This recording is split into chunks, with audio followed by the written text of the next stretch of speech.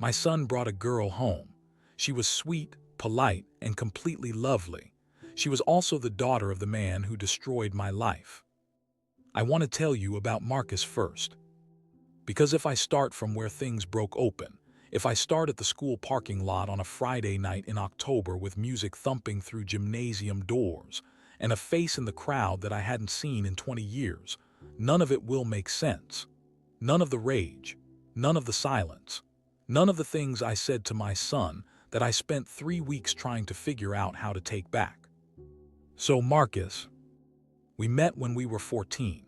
That kind of friendship that forms before you have any sense yet, before you've been hurt enough to know who to be careful around.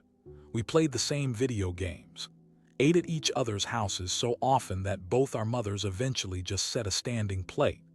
We went to the same college, different dorms, and I think for those 4 years we spoke every single day without either of us finding it remarkable. He was my person, in the way that some people become your person before you even know that's what they are. And when I met Priya, he was the first person I told. I don't use her name lightly. I want you to understand that I spent a long time not saying it at all. Priya, 22 years old, final year of college. She had this way of listening that made you feel like the most interesting person in any room. We were together for almost 4 years. And somewhere around the 2-year mark, I started quietly, privately, putting money aside. I was going to propose on my 26th birthday. I had a whole thing planned, close friends, family, the ring, the speech I'd rewritten 11 times. The night before, she said she was running late from work. She never came home. No call, no text that wasn't automated silence. Her family blocked me within 24 hours, which means they knew. Her friends stopped responding, which means some of them knew too.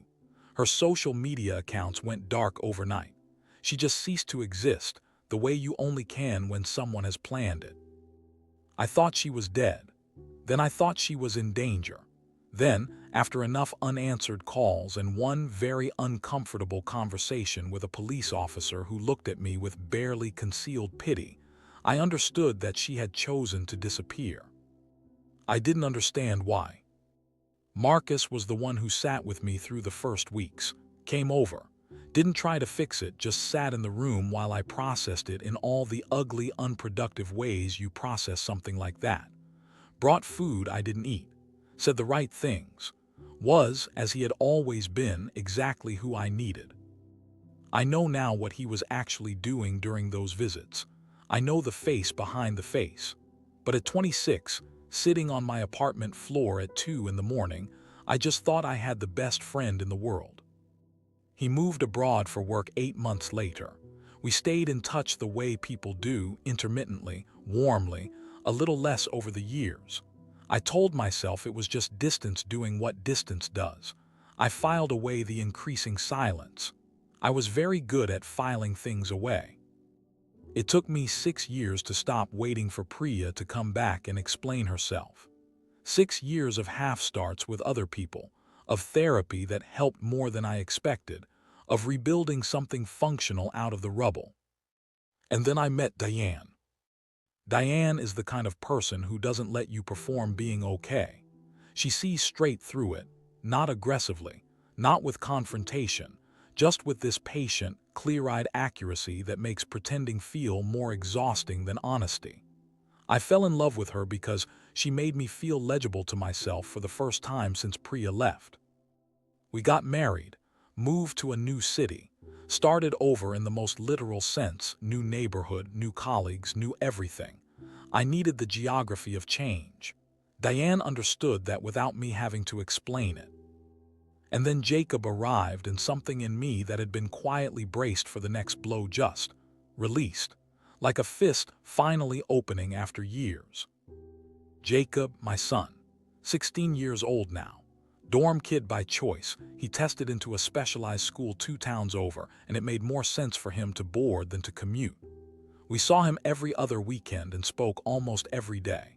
He was sharp, funny, slightly more emotionally intelligent than I was at his age, and had recently started mentioning a girl with the particular deliberate casualness of someone trying not to make it a big deal while making it a very big deal. Her name was Natasha. She came to dinner for the first time on a Sunday in July. Quiet, careful in the way teenagers are careful when they're trying to make a good impression on someone's parents. She helped Diane clear plates without being asked. She asked me what I did for work and then actually listened to the answer, which, I want to say, is rarer than it should be. She had a dry sense of humor that Jacob clearly loved. You could see it in the way he watched her talk, that particular expression of someone proud of the person they chose. I liked her immediately. I told Jacob that night privately that she seemed like a good one. He tried not to look too pleased and failed completely.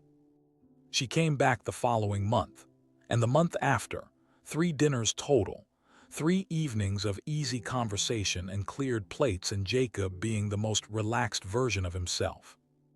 Her father's name came up once, briefly, a common name. I felt the faintest ping of something, not recognition exactly, more like the feeling of a word you can't quite place, and I filed it away. Her mother's name never came up at all. I had no idea. I want to be clear about that because what came next can make it look like I should have known, that there were signs I missed, that some part of me was avoiding the truth. There wasn't. She was my son's girlfriend. I cooked pasta and asked about her school and told her she was welcome in our home. I had absolutely no idea.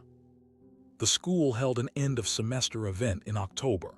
Jacob was performing. He joined the drama club that year, and I went to drop off some of his forgotten costume pieces because that is the specific category of father I am. The kind who drives 40 minutes on a Friday night with a bag of stage props because his kid texted in a panic. The gymnasium doors were open. Music, groups of students outside on the steps, parents milling around the entrance. I was scanning the crowd for Jacob when I saw him. He hadn't changed as much as 20 years should have changed a person. A little heavier, the hairline retreating, but the face was the same face that had sat on my apartment floor at 2 in the morning telling me everything was going to be okay. Marcus. He was standing with a woman I didn't recognize, and a girl. And the girl was Natasha. I don't remember deciding to leave. I remember being in the parking lot. Then I remember being in my car.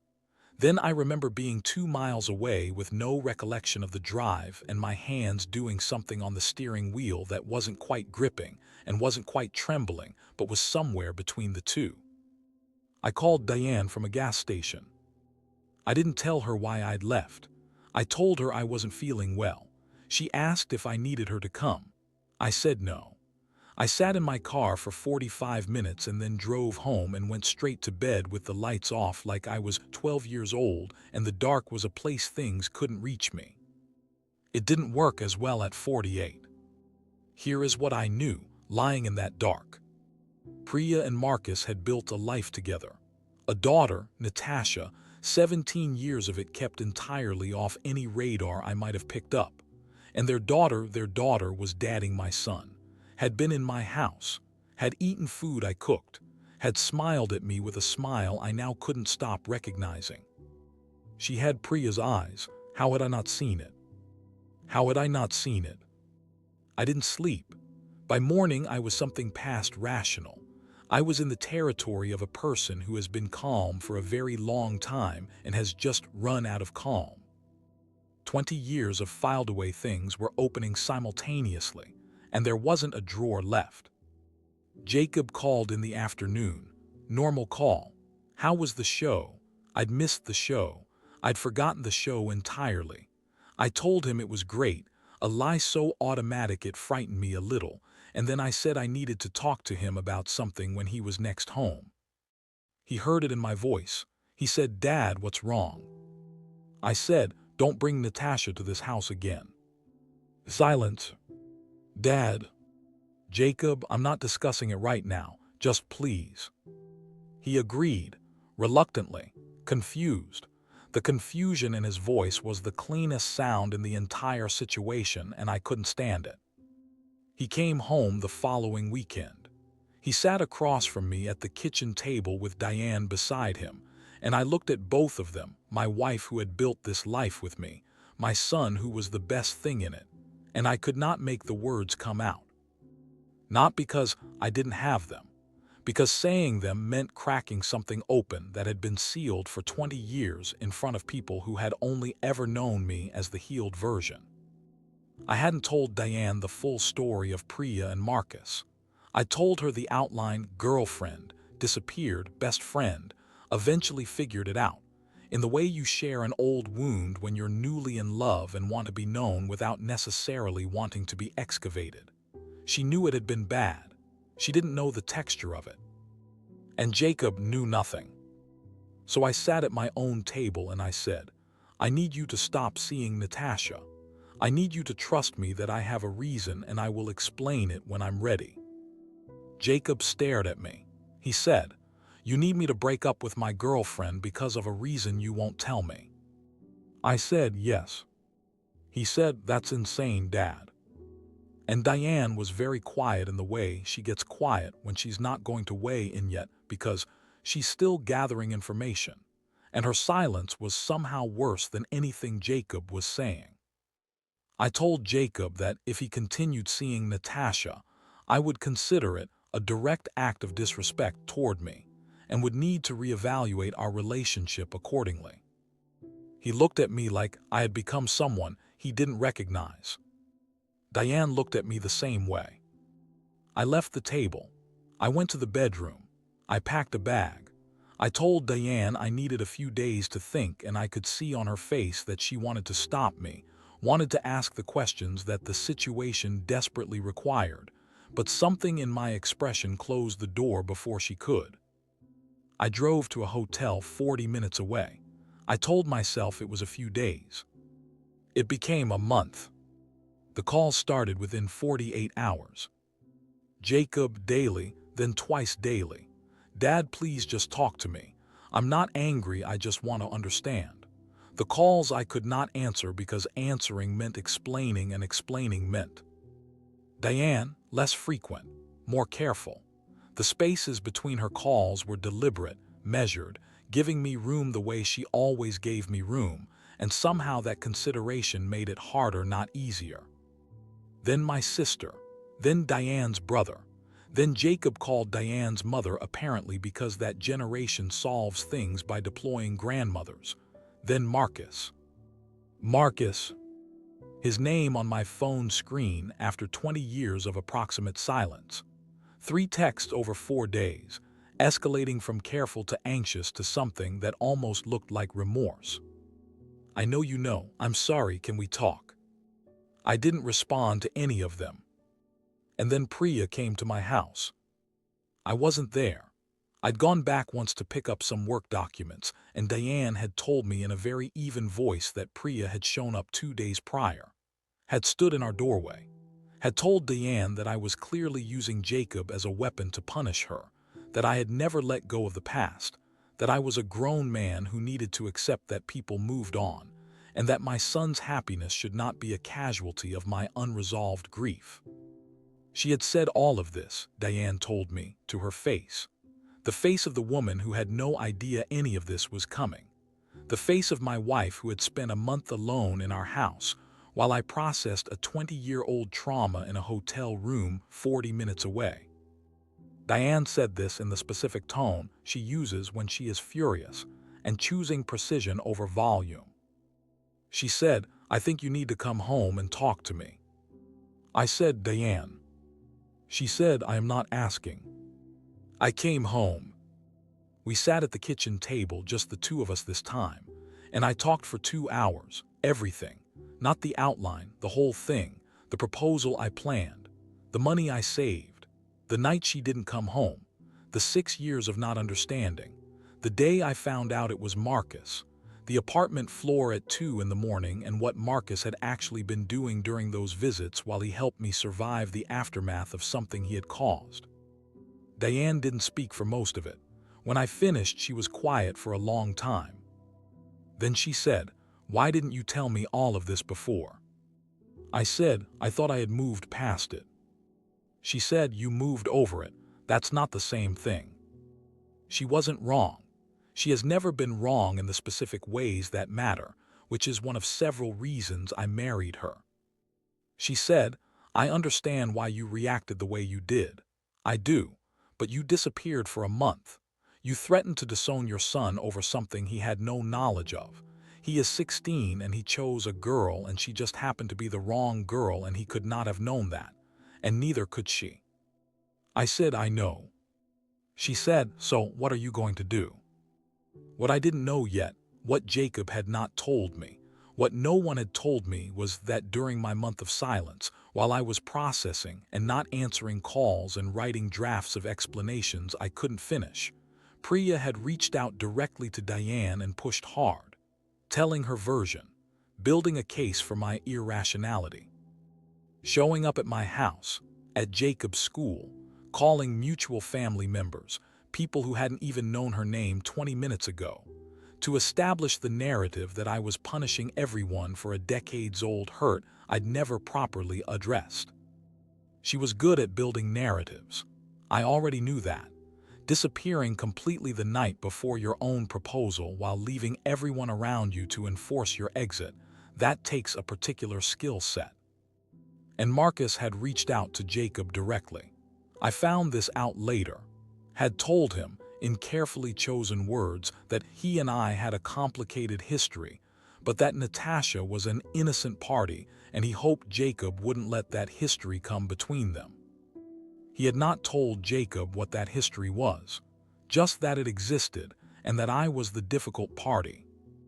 Jacob, to his credit, had not made any decisions based on Marcus's version. He had kept calling me. But the ground was shifting under me, while I stood still in a hotel room convincing myself I needed more time. Diane hired a mediator, a legal one. She didn't do it aggressively. She did it with the same clear-eyed practicality she brings to everything. She said that if the adults in this situation could not have a productive conversation on their own, she was going to create a structure in which they had no choice. The session was scheduled for a Saturday. Diane, me, Jacob, Marcus and Priya were notified, but attendance on their part was not guaranteed. They both came. I want to tell you that I walked in prepared, that I had a speech, that I was composed. I walked in and saw Marcus sitting across a table in a room with my wife and my son, and every prepared thing I had evaporated. He looked, and I didn't want this. I didn't want to see anything human in him. He looked tired. Not guilty, not villainous, just tired in the way of someone carrying something heavy for a long time, and I hated that I noticed. Priya looked older. Of course she did. So did I. She wouldn't meet my eyes directly at first. The mediator opened. Ground rules. Everyone would speak. No one would interrupt. The purpose of the session was not to assign blame, but to ensure that everyone in the room had a complete and accurate understanding of the situation. Jacob looked around the table with an expression I recognized. It was the expression of someone who has just understood that the adults in his life have been managing him. He said, "Can someone please just tell me what's actually going on?" So I did. I told the whole room what I had told Diane at the kitchen table. Same story. No omissions. The 6 years of waiting. The discovery. What Marcus had been doing during those visits. Jacob did not move. Marcus looked at the table. Priya, to her credit, did not interrupt. When I finished, Jacob turned to Marcus. He said very quietly, "Is that true?" Marcus said, "Yes." Jacob said, "All of it?" Marcus said, "Yes." Jacob was quiet for a long time. Then he said, "And you let me text my dad and ask why he was being weird. You let me think he was the problem. You texted me and told me you had a complicated history, and you left it at that." Marcus didn't answer. There was no answer that worked. Priya said, "And this is the thing," she said, "that I have thought about more than anything else in the months since," she said. "I was wrong to disappear the way I did. I know that. But we were young and we were scared, and the way we handled it was cowardly. I'm not going to pretend otherwise. She paused. Then she said, but I also think you've been carrying this as a wound for 20 years, and some of that is on me, and some of that is on Marcus, and some of that is yours to carry. And I think this situation with Jacob and Natasha brought all of it back, and you reacted to the old thing, not the new one. I looked at her. I said, you came to my house, to my wife, to build a case against me before I'd had a chance to speak. She said, yes, because I was scared of what you'd do. I said, I didn't do anything to you, Priya. You did things to me. The room was very quiet. The mediator did not intervene. Some silences need to sit. Natasha was not in the room. She was 17 and this was not her weight to carry. But Jacob told me later, privately, the same evening, what had happened between them. He had told her the truth after the session. All of it, not a softened version. He'd sat across from her and laid it out and watched her face change as she understood what her parents had done and what their relationship had accidentally become. She had cried, not because of Jacob, he said, but because of her father. Because the man she knew as her father, the man who had raised her, who she had trusted, had a whole history of cruelty she had never seen. And she had unknowingly been dropped into the middle of it like a piece in someone else's game. She had said, after a long time, I think I need to talk to my parents. Jacob had said, yeah. They had sat there for a while in the particular silence of two people who have been pulled into an adult disaster and handled it with more grace than the adults who created it. And then she had said, I think we can't, can we? And Jacob had said, I don't think we can, not right now. Not because I threatened him, not because I forced his hand, because he understood, actually understood, what continuing would mean, and he chose me anyway. Chose his father. Chose the relationship with the person who had been unreasonable and silent and difficult, over the relationship with the girl who had been lovely and blameless. I don't take that lightly. I will not take that lightly for the rest of my life. Marcus called me 2 weeks after the mediation. I picked up. I'm still not entirely sure why. Maybe I needed to hear what he would say when there was no room and no mediator and no audience. He said, I don't expect forgiveness. I said, good. He said, I've thought about those months after she left, about coming to sit with you. I told myself I was there for you.